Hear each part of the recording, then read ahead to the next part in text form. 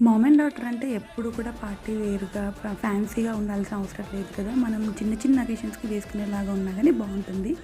శారీని ఇలాగా మదర్‌కేమో నార్మల్ టాప్‌లాగా చేసేసామనమాట. ఆ టాప్ కూడా చూడండి కొంచెం యోక్ పార్ట్ దగ్గర మాత్రం శారీలో ఉన్న పళ్ళు పార్ట్ చేసి మిగతా అంతా శారీ ఇచ్చేసామనమాట. With short hands.